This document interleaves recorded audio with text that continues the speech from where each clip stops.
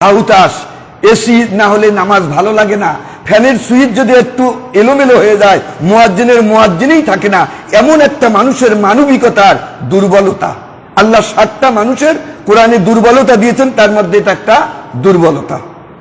9 কোটি 30 লক্ষ মাইলের দূরের সূর্যের এত খরস্রোতা, এত উত্তপ্ততা, আর যেদিন এক হাত মতান্তরে সহাত মাথার উপরে আসবে সেদিন আল্লাহর আরশের ছায়া ছাড়া কোনো ছায়া থাকবে না।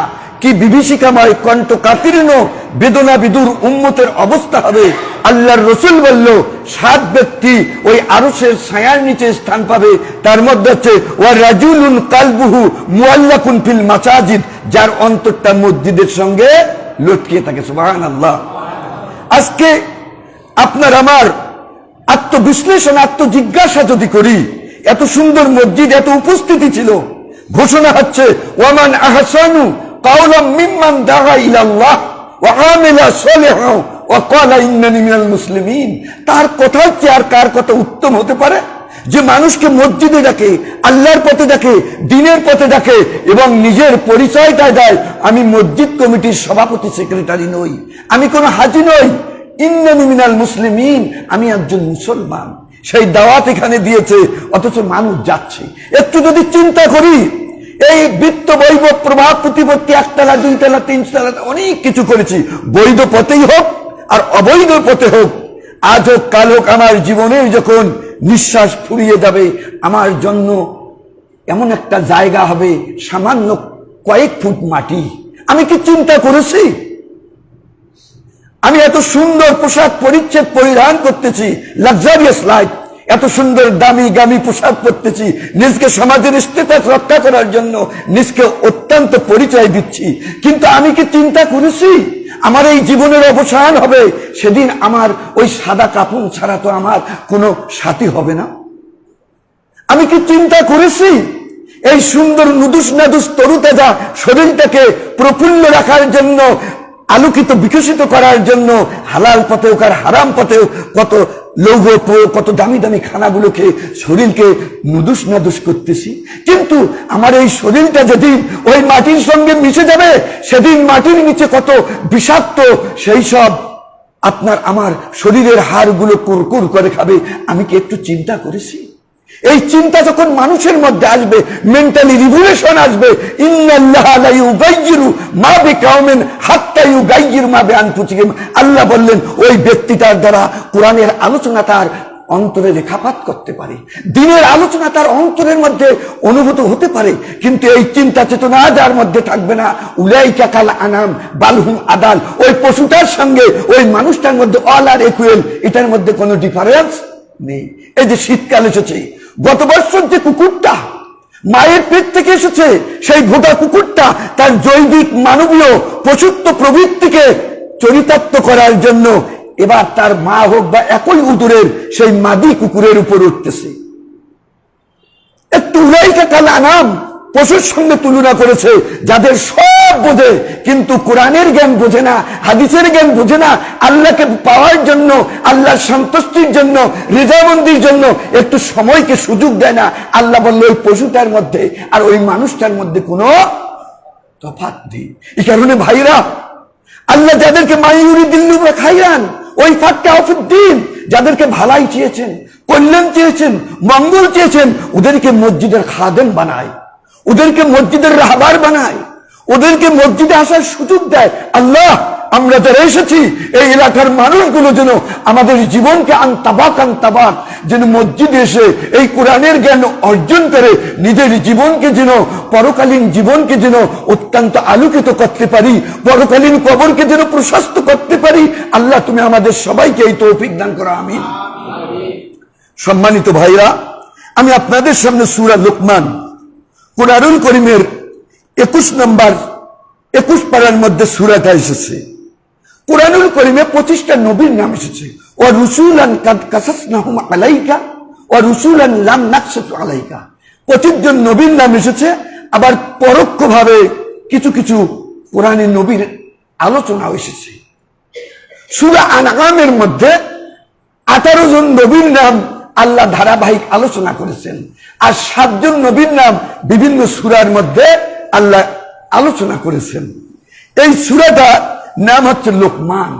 লোকমান কোন নবী নয়, তাফসীরের মধ্যে এসেছে লোকমান একজন ব্যক্তি।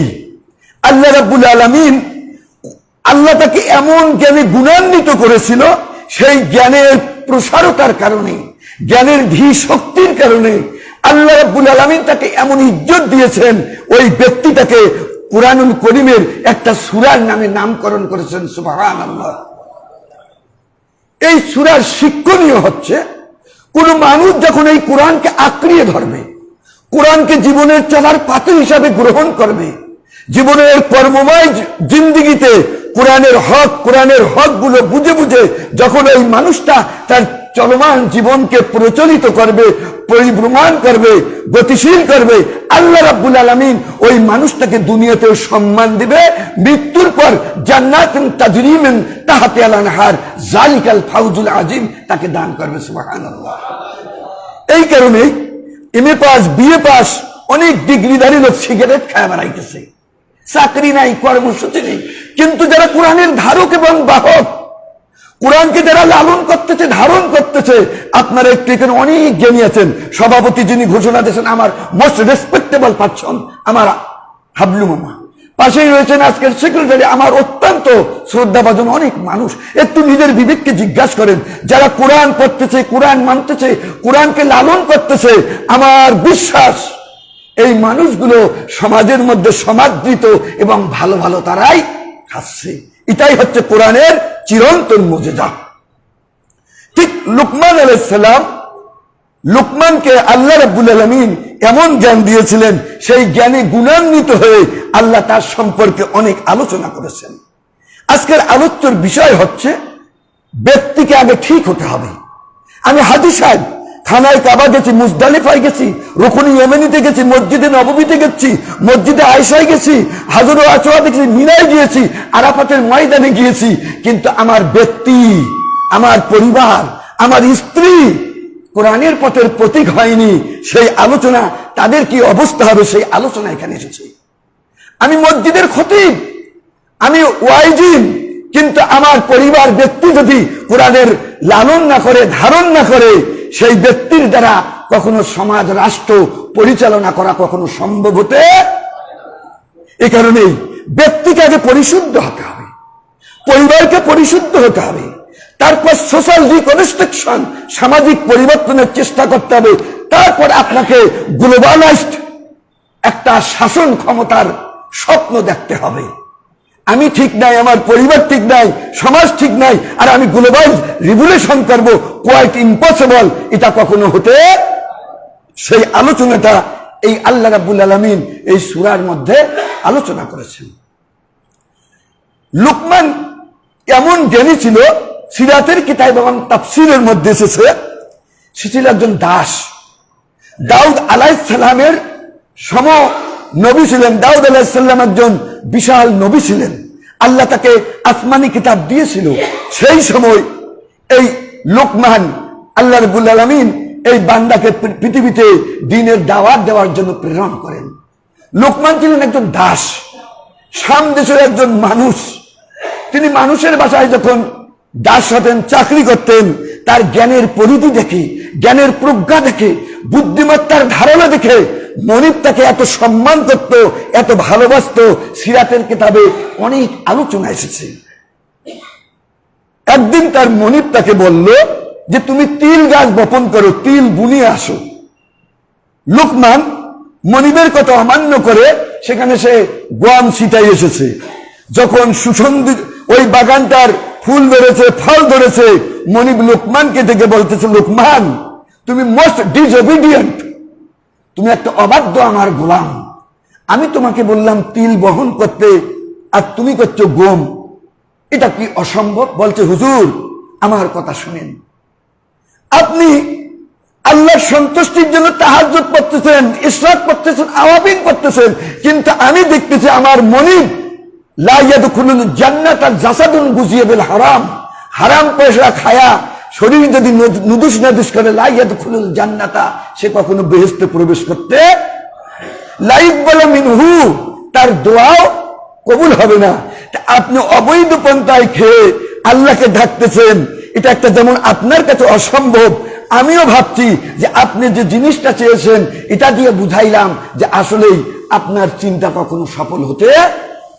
মনিবের জ্ঞান ফুলে গেছে। বলে কি একজন দাস তখন সঙ্গে সঙ্গে, এই কারণে বলা হয়েছে ফাকিহুন ওয়াহিদুন আসাদ্দু মিনাশ শয়তানি আলফে আবিদিন। একজন কোরআন হাদিসের ব্যুৎপত্তি সম্পন্ন জ্ঞানী মানুষ যদি থাকে, শয়তানরা যতটা ভয় করে, কোরআন বোঝে না, হাদিস বোঝে না, ওই মসজিদ বিছনাবানে শুতে থাকুক, শয়তান তাকে ততটা ভয়। জ্ঞানী মনি বুঝে ফেলছে, সঙ্গে সঙ্গে তার জীবনের একটা লাইফ স্ট্রাকচার একটা কি পরিবর্তন করে সে আল্লাহর দাস হতে পেরেছে। সুবহানাল্লাহ। তার মনিব সম্পদশালী ছিল।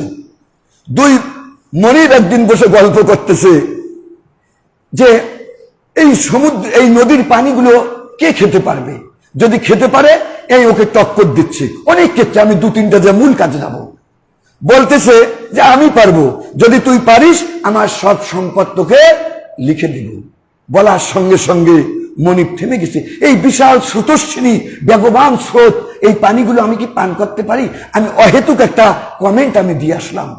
বাড়িতে এসেছে, মনিব চিন্তিত, ছটফটাচ্ছে।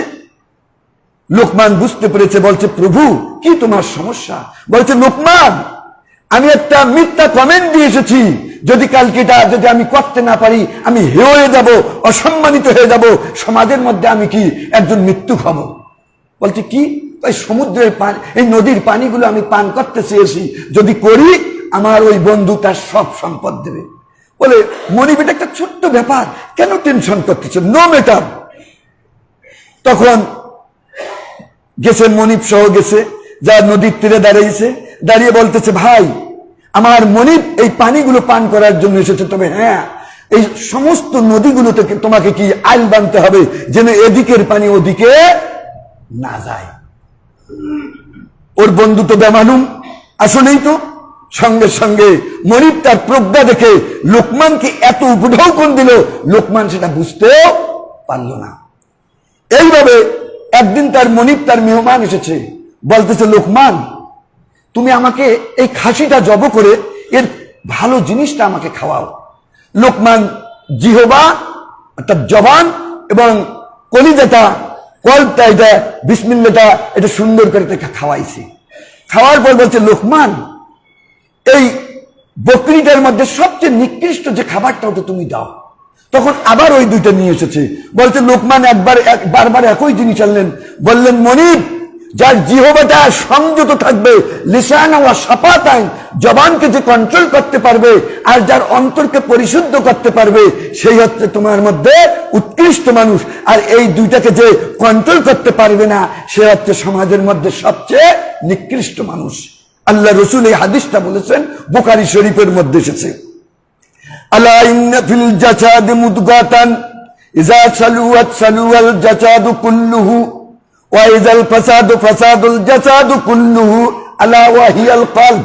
মানুষের শরীরের মধ্যে এক টুকরা গোশত আছে, ওই গোশতটা যদি সতেজ থাকে, সুন্দর থাকে, নিষ্কলুষ থাকে, ওই মানুষটার কথাবার্তা, চাল চলন, ওই মানুষটা হবে জান্নাতি মানুষ।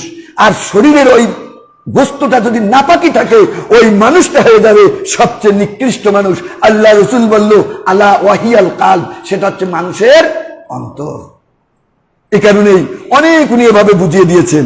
আজকে আপনাদের সামনে যেটা বলছি, সেই লোকমান তার ব্যক্তি এবং পরিবারকে সুন্দর করে একটা সমাজ, সোশ্যাল রিকনস্ট্রাকশন করে গোটা জাতির কাছে কিভাবে কোরআনের গ্লোবালাইজড করা যায় সেই প্রাথমিক শিক্ষা এখানে দিয়েছেন।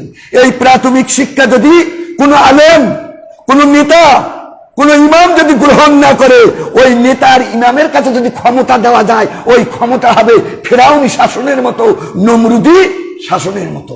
এই কারণে এই শাসনটা কি লোকমান শিখিয়ে দিল, কি ইয়া বুনাইয়া লা তুশরিকু বিল্লাহ, হে আমার পুত্র তুমি আল্লাহর সঙ্গে কোনো শিরক করবে না। ইন্না শিরকা যা লা জুলমুন আযীম, শিরক হচ্ছে সবচেয়ে বড় পাপ। আল্লাহ রসুল বলেছেন একটি জিনাখোর জিনা করেছে, একটি খুনি খুন করেছে, একটি মানুষ জীবনে নামাজ পড়েনি, একটি মানুষ আল্লাহর গোলামি করেনি, যদি সে তওবা করে ওয়ায়ুবাদদিলুল্লাহু সাইয়্যাতা হাসানা, আল্লাহ বললেন তার তওবাটা যদি সঠিক হয় তার জীবনের সব গুনাহগুলোকে সাইয়্যাতা হাসানা সওয়াবে পরিপূর্ণ করে দেওয়া হবে। সুবহানাল্লাহ। কিন্তু দুটো জিনিস মাপ নেই, দুটো জিনিস। একটা হচ্ছে মানুষের হক নষ্টকারী। মানুষের হক যে নষ্ট করবে, 14 বার যদি হজ করে, মসজিদে বসে বসে যদি দিন রাত সেখানে কাটিয়ে দেয়, মানুষের হক নষ্ট করলে আল্লাহ বলছেন এর দায়িত্ব আমি নিব না। 2 নম্বর হচ্ছে শিরক।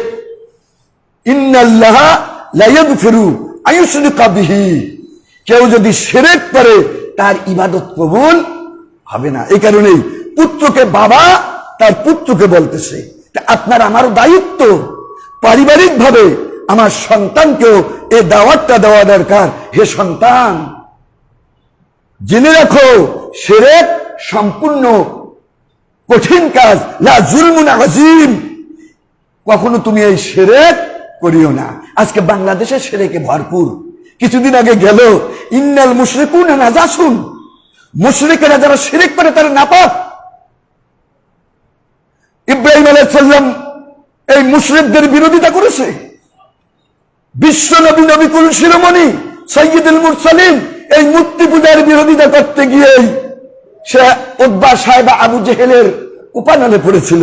আজ বাংলাদেশের সংখ্যালঘু নিজেকে প্রমাণ করে আপনার আমার মতো মৌলবীদেরকে নিয়ে ওদের বলে মন্দির পাহারা দিতে হবে। এটা সম্পূর্ণ শিরক, এতে কোনো সন্দেহ নেই। এ কারণেই সন্তানকে বলল শিরক করা যাবে না। 2 নম্বর বলল ওয়াসাইনাল ইনসানা বিওয়ালিদাইহি হামালাতুহু উম্মুহু ওয়াহানান আলা ওয়াহাইনিন ফিসালুহু ফি আমাইন আনশকুরলি ওয়ালিওয়ালিদাইকা ইলাইয়াল মাসির।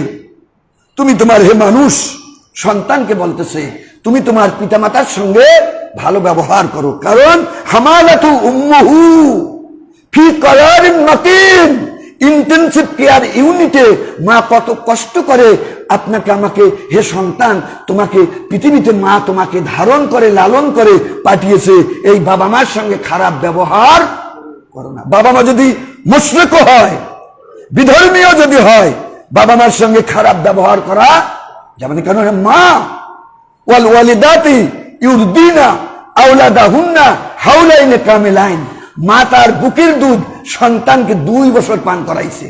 যদি সন্তান অসুস্থ হয় সালাসুলা শাহরাইন, 30 মাস 2.5 বছর দুধ পান করাবে। এটাই হচ্ছে কোরআনের বিধান। এর বেশি মায়ের দুধ সন্তানের জন্য হালাল বা বৈধ নয়।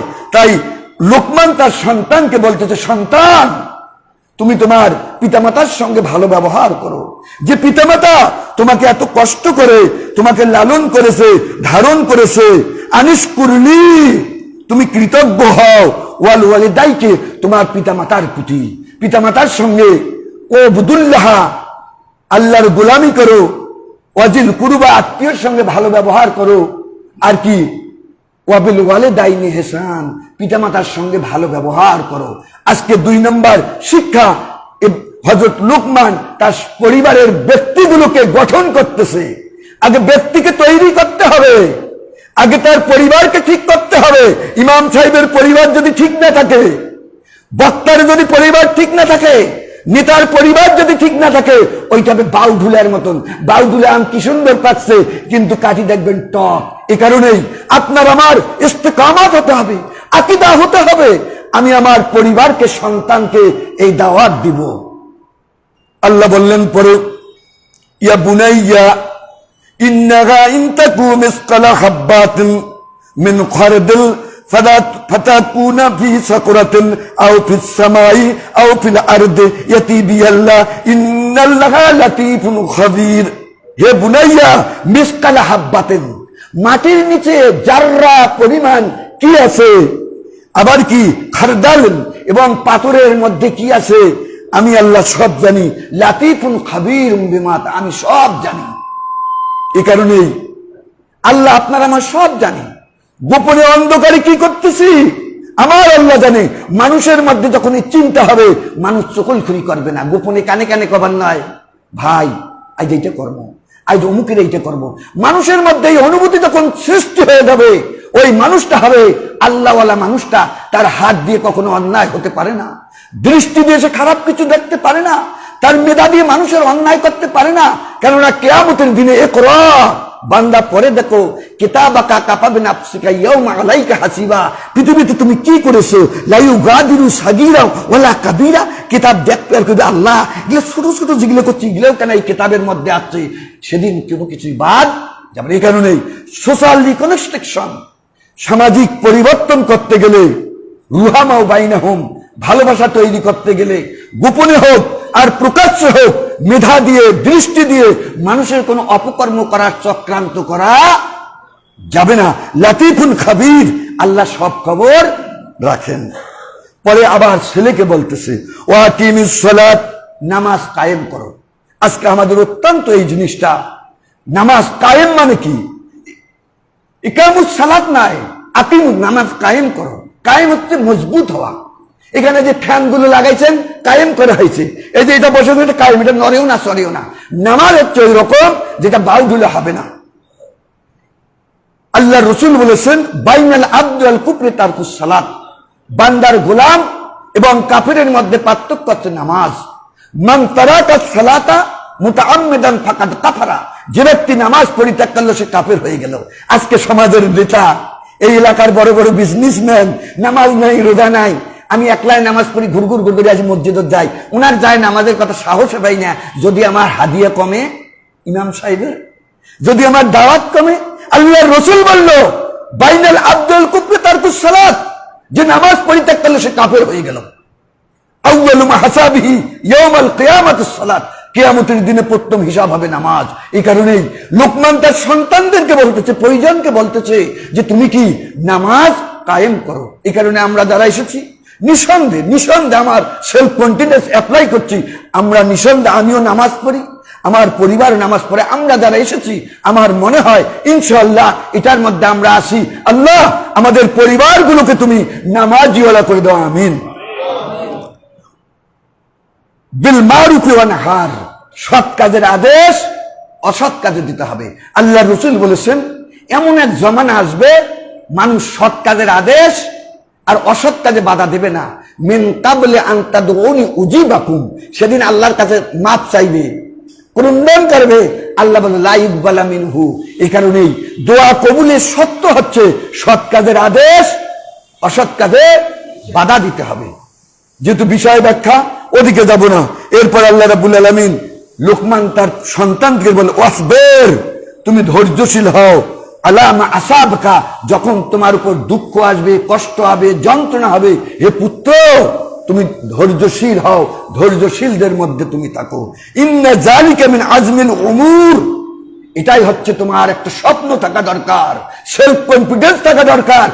আল্লাহর পক্ষ থেকে আমার আযাব আসে, দুঃখ আসে, কষ্ট আসে, এগুলো মানুষ আমার কোনো কিছুই করতে পারে না।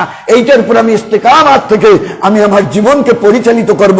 মিন আজমিল উমুর, প্রত্যেকের মধ্যে এই সংকল্প থাকা দরকার।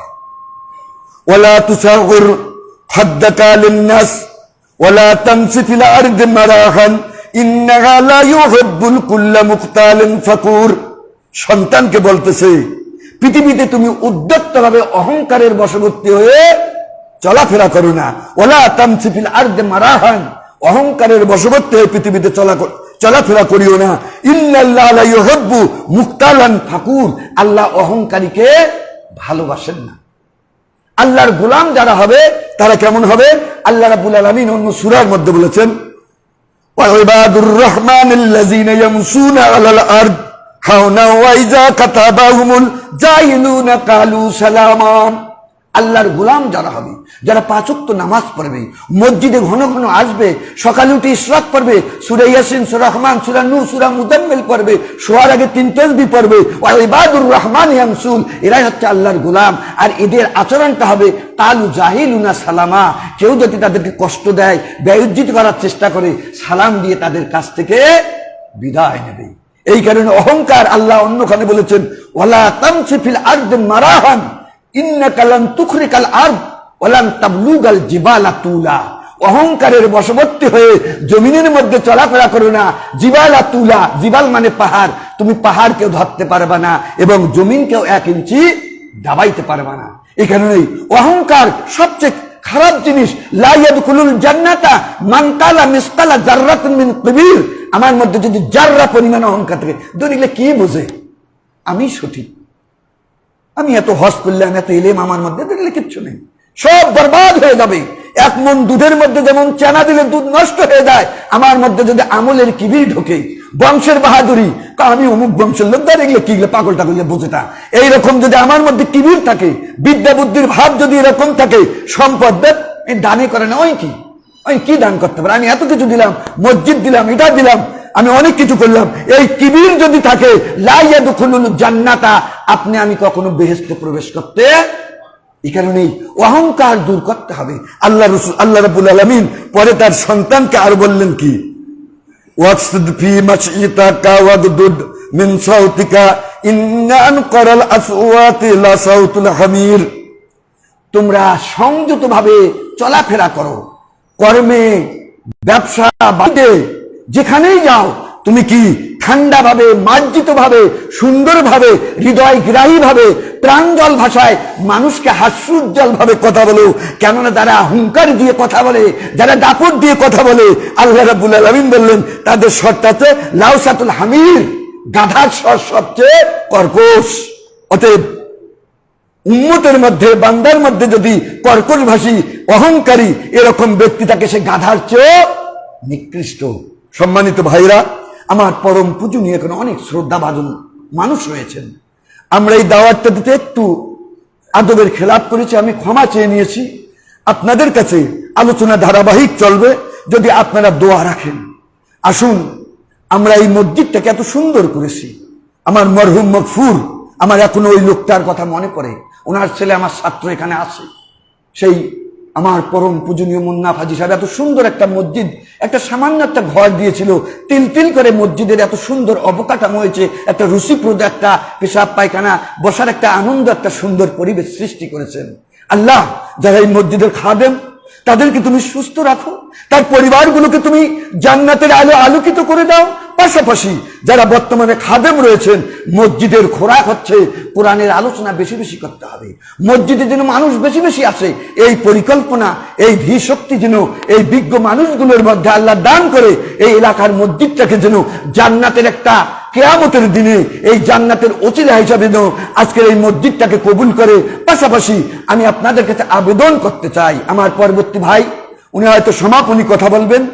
আসুন, প্রতি মাসে আমরা কোরআনের আলোচনা করি। যাদা তুমি ঈমান নাও, রোগীর কি রোগ যখন হয়, ডাক্তার মহিলা হইলে জিহ্বার মধ্যে, ছোট বাচ্চা হইলে জিহ্বার মধ্যে থার্মোমিটার দেয়। কোরআন আছে সূরা আনফালের মধ্যে এই আয়াতটা এসেছে। বগলের মধ্যে যেমন থার্মোমিটার দিলে রোগীর যেমন তাপমাত্রা বোঝা যায় শরীরের, ঠিক যে মানুষটা প্রতিদিন কোরআন পড়বে, কোরআন বুঝবে, কোরআন শিখবে, ওই মানুষটার মধ্যে যাদা তো ঈমান নাও, তার ঈমানের স্পিরিট বাড়বে। কোরআন না শিখে কখনো নামাজ হতে পারে না। নামাজ ভঙ্গের মূল কারণ হচ্ছে সহি করে কোরআন শিখতে হবে। বড় হার উচ্চারণ আর ছোট হার উচ্চারণ এক হতে পারে না, বড় কাপের উচ্চারণ আর কাপের উচ্চারণ এক হতে পারে না। কোথায় গুণ্য করতে হবে, কোথায় একালিপ টানতে হবে, মদের অক্ষর কয়টি, এগুলো জানতে হবে। জেনে জেনে যদি আপনি আমি নামাজ পড়ি, ইন্নাস সালাতা তানহা আনিল ফাহশাই ওয়াল মুনকার, নিশ্চয়ই ওই নামাজটা আপনাকে আমাকে অপকর্ম, অশ্লীল, নগ্নতা, ব্যয়াপনা, বিভিন্ন অপকর্ম থেকে আল্লাহ চ্যালেঞ্জ করেছেন, আপনাকে আমাকে দূরে রাখবেন। আল্লাহ, আজকের এই সুন্দর পরিবেশে যারা আয়োজন করেছে, এই সুন্দর মানুষগুলোকে নিয়ে যাও, কিয়ামতের দিনে ভয়ঙ্কর দিবসে আল্লাহ যেন আরশের ছায়া নিচে স্থান পেতে পারি। আল্লাহ, তুমি আমাদের সবাইকে তৌফিক দান করো, আমিন। আসসালামু আলাইকুম ওয়া রাহমাতুল্লাহ।